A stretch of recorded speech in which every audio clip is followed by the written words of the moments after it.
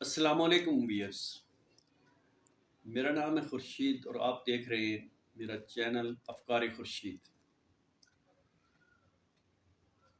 Guys, میں آپ کے لیے اپنی زندگی کے تجربے سے چند اقتصابات یا پھر کوٹیشنز لے کے حاضر ہوتا ہوں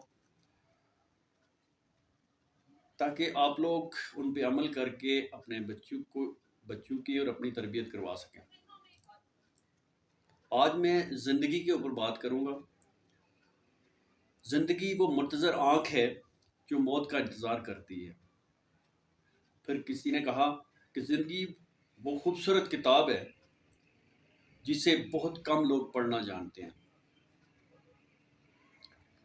ایک تو زندگی کو موت کا منتظر کہا گیا ہے۔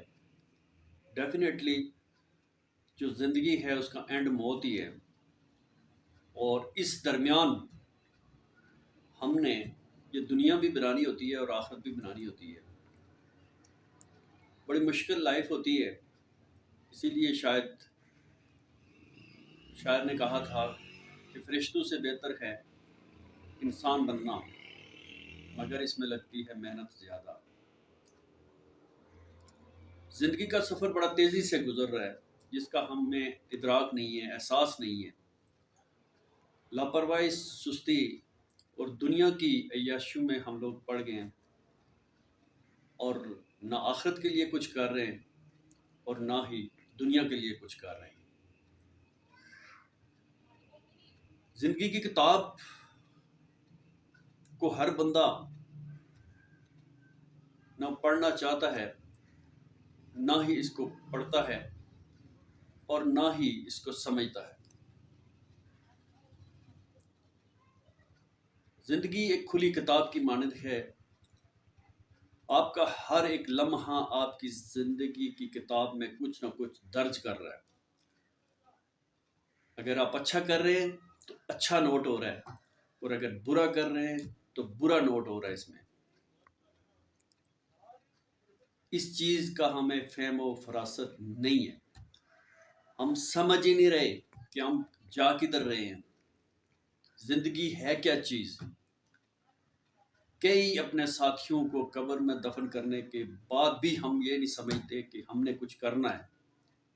ہم نے اس زندگی میں کوئی دنیا کے لیے، اپنی اس 2 وقت کے کھانے کے لیے، دنیا داری کے لیے محنت کرنی ہے،